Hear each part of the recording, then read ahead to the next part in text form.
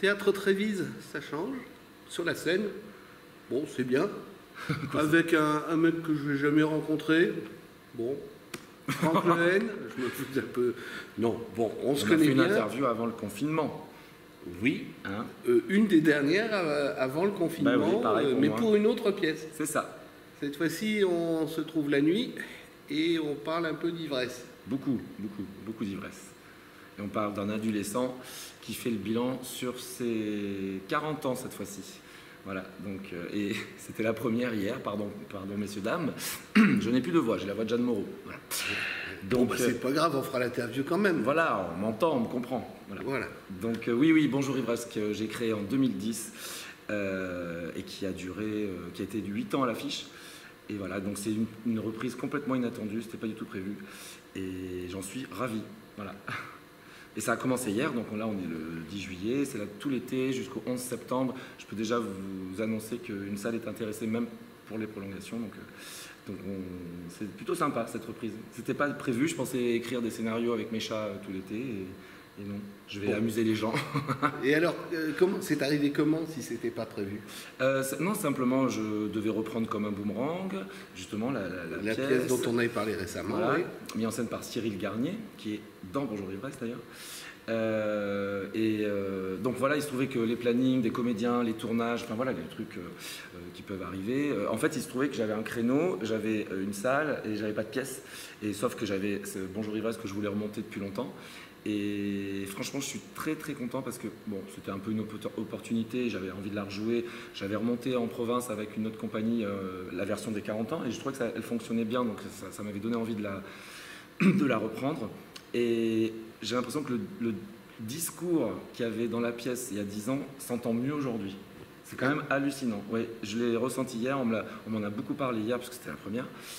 Donc tout ce qui est, parce que si les gens connaissent la pièce, voilà, c'est un homme qui s'appelle Benoît, qui retrouve dans son coffre à jouer une liste de choses à faire avant ses 40 ans cette fois-ci. Donc sauf qu'il a que 24 heures pour le faire, parce qu'il va avoir 40, il a 39 ans, il va avoir 40 ans le lendemain. Et voilà, donc c'est les bilans qu'on peut tous faire sur sa vie, etc., les objectifs qu'on se donne. Et surtout, ça parle aussi, voilà, il y a une petite histoire, on ne peut pas raconter, mais ça parle un peu du harcèlement scolaire, de ce qu'on peut subir quand on est homo au lycée et tout ça. Et ben en fait, je sais pas si c'est parce qu'on est plus mûr, enfin en tout cas je suis plus mûr qu'il y a 10 ans, mais je sais pas, ce discours ressort beaucoup, enfin ça a beaucoup touché les gens. Donc, ça a dû les toucher puisqu'il y a eu combien de représentations à ce jour? J'arrondis à 2000. Je sais pas si c'est plus ou si c'est moins, vraiment. C'est bon. Voilà. Enfin, avec toi ou avec 2000 moi, avec d'autres? Ah bah il y a eu 40 comédiens. Donc après mon rôle, oui, j'ai eu des remplaçants, mais c'est vrai que je l'ai beaucoup joué. Et reprendre la première version en alternance avec celle-là, c'est-à-dire, bien entendu pas avec toi, mais avec un comédien qui aurait l'âge des premiers... Eh ben oui, mais c'est ça qui était prévu en fait. Donc en fait, moi je pensais même monter cette version, mais pareil, j'avais fait un casting, j'ai une nouvelle version de Bonjour Ivresse, je vais sûrement la faire, hein, où effectivement je dois changer le flashback, parce qu'il y a un flashback dans la pièce, on se retrouve dans l'adolescence du personnage, sauf que bon, si on a 30 ans aujourd'hui, voilà, c'est pas les mêmes références, donc il y a des choses à changer. Oui, on n'a pas... Il n'y a pas Jackie Quartz. Non, voilà. c'est pas vraiment... Voilà. Non, ça ne sera pas la référence. Mais non, mais cette référence est vraiment personnelle. Hein. Il n'y a que moi qui suis fan, je sais. Mais je trouve ça plus original, voilà. Que mettre Madonna ou Mylène Farmer, je trouve ça marrant. Voilà. Oui, mais là c'est bon, c'est français en plus, c'est bien. Oui, et puis c'est vraiment ce poster-là, tel quel, qui était dans ma chambre ado, que j'ai reproduit. Bref, c'est mon vrai bisounours sur scène, c'est n'importe quoi. Qu'est-ce que c'est cette interview? C'est pas possible. Bon. Si tu racontais un peu plus de l'histoire avant qu'on passe aux comédiens. Ah, l'histoire de Bonjour Ivresse, tu veux dire? Oui. Ah bah là j'ai déjà un peu raconté. Donc non, mais l'histoire de la pièce, pas ce qui se passe dans la pièce. Comment elle est arrivée? Voilà, comment elle est arrivée. Alors, l'histoire de Bonjour Ivresse, j'étais à l'affiche d'une pièce qui s'appelait Les homos préfèrent les blondes, qui a duré 3 ans sur Paris. Et j'ai reçu un jour un courrier d'un spectateur qui apparemment n'avait pas complètement compris la pièce et qui était un peu choqué de la façon dont je parlais des homos. Parce qu'en fait, dans cette pièce, je jouais un hétéro qui imitait un homosexuel pour draguer une fille entourée d'homos. Donc effectivement, je jouais un hétéro qui donc caricaturer un homo. Donc, mais bon, alors les gens ne me connaissaient pas forcément mon univers encore, etc. On ne savait pas trop mes intentions, ça peut tout de suite tomber dans un truc un peu caricature et tout. Et j'étais là, non, si même une personne pense ça, c'est pas possible. Donc du coup, je me suis dit peut-être qu'effectivement, dans cette pièce des homos préfèrent les blondes, on riait des homos, mais on riait pas avec eux. Donc du coup, je me suis dit, je vais faire vraiment la pièce où, voilà, ils étaient des personnages secondaires, c'était encore les hétéros qui finissaient ensemble.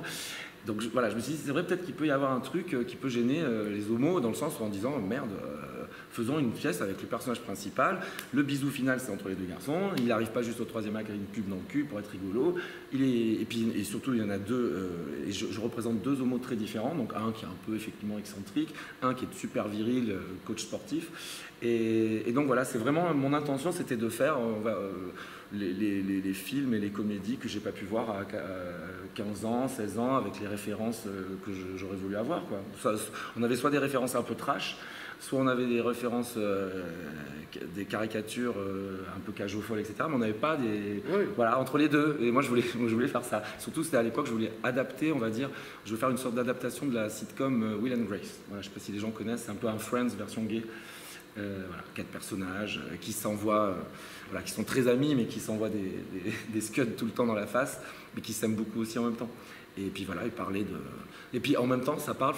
Enfin, voilà, donc c'était mon intention de base. Et là où j'étais surpris, c'est que ça a parlé à tout le monde. Donc j'étais ravi de voir que les gens se sont emparés de cette pièce. Ils adorent apparemment le flashback dans les années 80-90. Tout le monde a connu ces années-là, etc. à un moment donné. Tout le monde va avoir 30 ans, va avoir 40 ans. Donc tout le monde fait le bilan de ça. Donc je pense que c'est ça qui a plu aux gens. Voilà. Puis je pense qu'on était un petit peu rigolo aussi, qu'on était bon sur scène. Dieu merci. Et qu'on a diverti les gens. Tu parles de la cage aux folles, c'est... Ah, j'adore la cage aux folles. Hein, non, mais la cage aux folles, ça a été un énorme, mais immense succès avec Jean Poiret et Michel Serrault. Ça a été repris, c'était catastrophique, je ne citerai même pas le comédien. Et en fait... Que j'adore.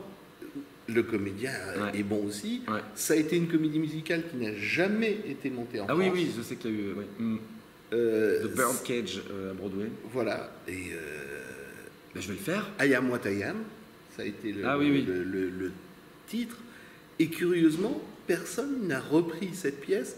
Bon, certes, on se marrait, mais c'était une autre époque. Ouais. Je suis sûr que s'il fallait la reprendre maintenant, il faudrait changer des choses, puisque c'est pas... Oui, mais cette pièce a été vraiment marquée par des comédiens hallucinants. Enfin, même moi, je ne sais pas si je passerai derrière. Franchement, après Michel Serrault, je ne vois pas ce qu'on peut faire de plus, quoi. Moi, je me souviens l'avoir vu 3 fois au Palais Royal, et j'ai pas vu une seule fois la même pièce. En direct, Vanda arrive. J'ai vu une Vanda. Bref. Mais vraiment, j'ai pas vu la même pièce. Une fois, elle durait 1h30, une fois, elle a duré 3 heures. Ah oui, ça c'était selon l'humeur du jour. Ah, ça m'est arrivé aussi. Moi. En 8 ans, c'est vrai mais je pense que plus on joue, plus voilà, c'est normal, on a envie de se surprendre chaque soir, on a envie d'être surpris, on a envie de faire rire son partenaire, on ne veut pas rester dans une mécanique, donc du coup, puis alors, surtout si on aime l'improvisation, c'est vrai qu'on y va à fond, quoi. Et là, tu peux improviser facilement sur sur cette version, je ne me permets pas pour l'instant. Non, en général, moi, j'attends quand même un petit peu de temps. 3 jours. Non, mais après, je suis avec des partenaires qui proposent des choses des fois et tout, donc je sens que ça peut partir en improvisation, mais évidemment, il y a des choses fixées et on essaie de pas les bouger, surtout que c'est une pièce à mettre en scène qui peut des fois être très, un rythme très survolté, et du coup, si on part vraiment trop en improvisation, ça peut être un peu le bordel, donc il faut faire gaffe. Bon, on a parlé bientôt des comédiens, c'est le moment où jamais parlons des comédiens qui sont dans cette pièce.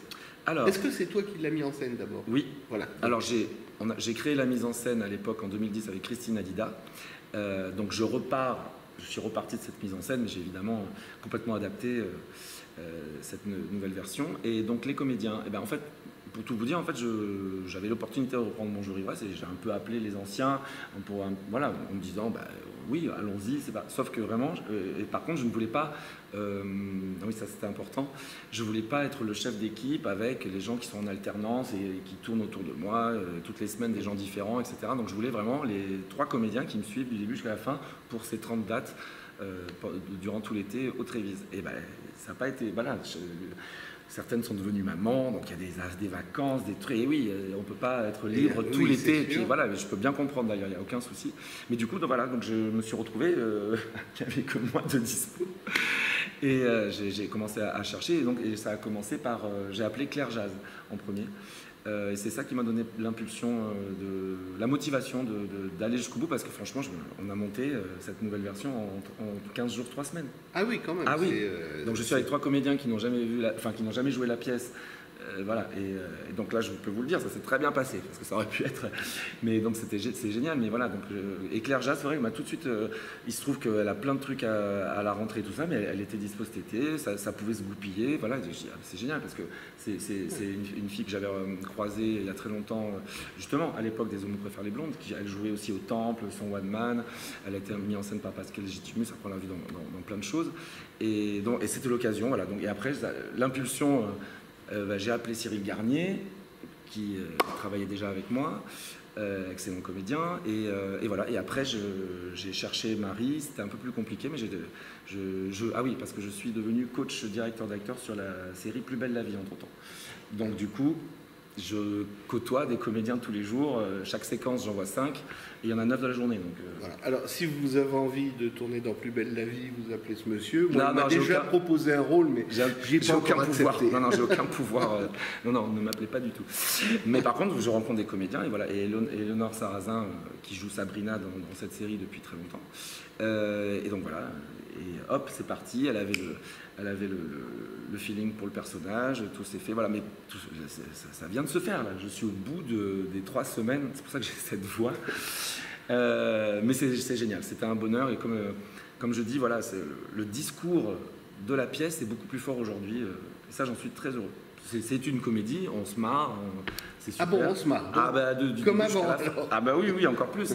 Mais voilà, donc je suis très content de cette nouvelle version. Mais on démarre, donc venez voir ce qu'il en est tout l'été au Trévise. Voilà, c'est au Trévise. Alors les horaires, on les connaît déjà tous? Oui, 21h30 le vendredi et le samedi. Et à partir du 24 juillet, il y a des matinées à 17h30 le samedi. Ah bon. Donc ce sera 3 fois par semaine, voilà. Pour ceux qui ne veulent pas venir trop tard à 21h30, pour ceux qui veulent aller en terrasse, c'est à 21h30, donc ça va. Voilà. Oui, ouais, bon, j'irai plutôt à 17h30. Allez, d'accord, comme ça après, hop, à 17h30, oui, c'est bien, après on va manger, on est bien, voilà. Oui. Il y a des bons restos dans le coin. Mais oui, je connaissais pas, enfin si, en fait non, pour de vrai, soyons honnêtes, j'ai joué au Feu de la Rampe, enfin les ex-feux, les feux de la Rampe. Ça s'appelle Alors maintenant c'est les Enfants du Paradis. Ah, ça a changé encore? Ah oui, je lui apprends un scoop. Oui. Ah oui, parce que pour moi, c'était C'était le... Merde. Le Feu de la Rampe, et il y a eu Divine Comédie aussi. Non, enfin, je crois que c'est Jimmy Lévy. Il y avait encore un autre... Voilà. La scène parisienne, voilà. Cyril Garnier nous a dit l'info. Pourquoi je dis ça? Ah non, oui, parce que j'ai joué là-bas, et le Trévise, je pensais pas que c'était si proche, parce que je voyais métro Cadet, métro Grand Boulevard, et effectivement, le quartier est super sympa, les restos, même en face du théâtre, sur le trottoir, vous avez tout ce qu'il faut, c'est parfait. Et donc venez nous voir, on est là tout l'été, jusqu'au 11 septembre. Bah écoutez, oh là, quelle date. Non, ce ne sera pas une catastrophe. Bon, bah merci Franck, merci beaucoup. À très vite. À très vite, au revoir.